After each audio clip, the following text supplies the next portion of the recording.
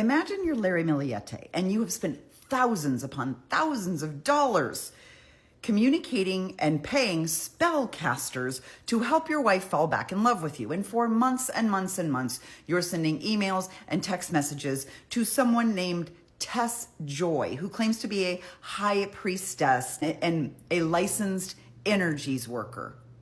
And then you find out that she's a middle-aged chubby guy named Frank.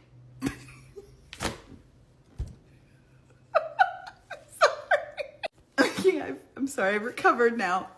I'm about to give you the update days 14 and 15 because it took a day off and boy, was it a doozy. Days 14 and 15 of the Larry Millete trial happening in Chula Vista, California. Larry's accused of killing his wife, Maya, although her body has never been found. She's been missing since January of 2001. So yes, they haul Frank up to the stand. And oh my gosh, this is insane. So Frank begins to tell the story about how, yes, Frank goes by the character of Tess Joy online and claims to be a bona fide spellcaster. I think the prosecution's trying to make here is that Larry kept trying to cast spells to make his wife love him, even to the point of making her sick so she has to stay with him.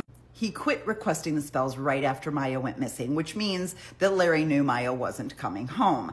Now, Frank's got a good gig because Frank, as Tess Joy, when they're reviewing the emails, Frank does tend to put on a female persona. So the clientele believes that Frank is a woman, a high priestess, and includes words like hun and my darling and oh, you sweet man into the emails, which of course completes the act. Frank says on the stand that yes, a lot of people that approach him for his services are people who are typically desperate or really in need of something or having some sort of life crisis and really, really need the help of a spellcaster. Normally, people would be so desperate they would reach out to Frank twice a day. Frank says Larry was contacting him most often 27 times a day. That wasn't unusual. Larry absolutely stood out. Frank has asked, did you egg on Larry, like try and get him to cast more spells? Frank says no. When they're trying to explain what Frank does, Frank says he uses physical prayer, gems, herbs, and other items on an altar. He calls it actionable prayer. So some people laugh about it, but it really is something he believes in.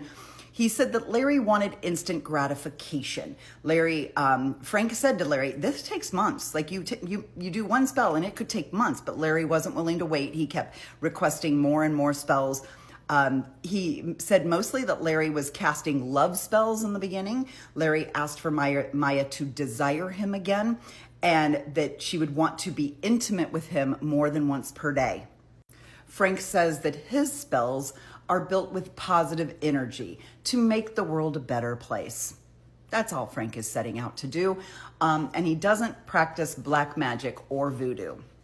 Frank then also admitted that the constant communication from Larry became too much, and he finally had to block him from contacting him again on the website. It's Fiverr, which is the website that he uses to get business.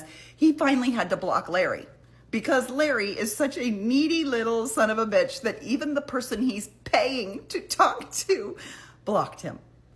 The defense attorney on cross-examination, of course, tries to paint Frank as a bad dude and paints him in a negative light, that he's a so-called spellcaster and he's just really in it for the money, which I'm not quite sure how that paints Larry in a good light because Larry was the fool spending the money, but that's neither here nor there. And then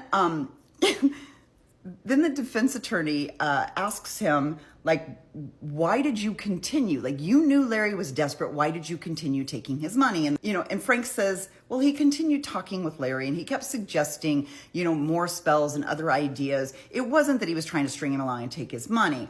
He said his intent wasn't to harm Larry, but he was being nice and trying to essentially make Larry feel better.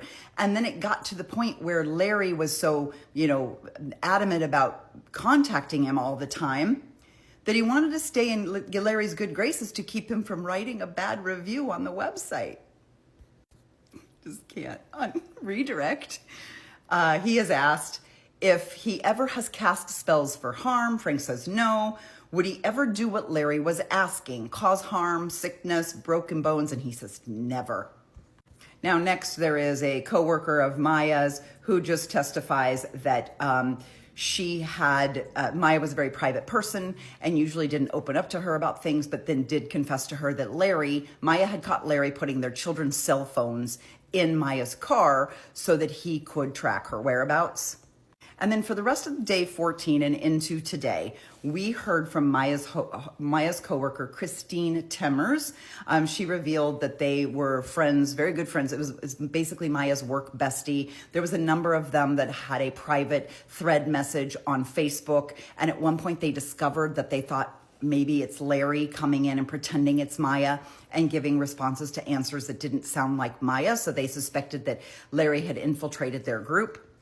Timmers revealed that there was a time when she was on the call with Maya and Maya was locked in her bathroom in the home, saying she wanted to be alone. She just needed space to think, but Larry refused to give it to her. And as Timmers is on the phone, she can hear Larry and the kids banging on the door, telling Maya to come out of the bathroom.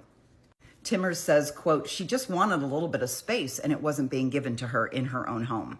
Maya started telling Timmers about the fights that she and Larry were having. Among the topics, Larry was making attempts to track her. He was planting subliminal message devices under her bed, and he was making financial decisions with their family funds. Timmers says, quote, she had no control over her own finances. She says, Larry invested most of their savings in crypto and Bitcoin.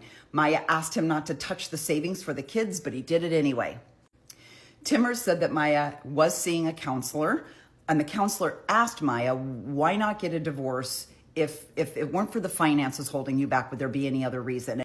And Maya told the counselor, this is according to Timmers, quote, I'm afraid Larry will hurt the children to hurt me. Timmers is the first witness that Maya confessed to having an affair with Jamie Laird, and that Maya told her that she wasn't the only one to have an affair, that Larry also had an affair. Of course, the defense objects. They have a sidebar. But the judge says, you know what, it's late in the day. Let's let everybody go home. And then we really don't have to do a sidebar. We can just hear and talk about this. So day 14 wraps up with all of them arguing over this. Turns out Larry's affair was like 20 years earlier when he was in the Navy. Defense is saying it has nothing to do with this. The prosecution saying, well, it has something to do with it because if Maya's frame of mind is that she's bringing it up now, it matters. The judge, the next day when they come back to court, which is today, the judge orders the jury to ignore what Timmers said about the affair, but the affair is already on record because it was brought up in the text messages that Larry and Genesis had going back and forth. So Genesis has already brought the affair into the record. Now, on cross-examination, Timmers did say that she'd never seen Larry hurt the children or Maya. Then they call back to the stand James Rhodes, and he is the investigator in the DA's office. He's the one that did the phone extraction on Larry's phone. Today, he talks about the 12-hour disappearance, that 12-hour gap of time. And he testified today that Larry's cell phone battery did not die. He manually turned it off at 6:45 a.m., and he manually turned it back on at 6:30 p.m. So he lied to JR when he said his battery died, and he lied to police when he said his battery died. His phone was manually turned off for 12 hours. I'm sure we're going to learn more about Larry's whereabouts in days to come. This judge typically takes Fridays off. If they're there tomorrow, I will come back tomorrow night with a recap. If not, we'll see you on Monday.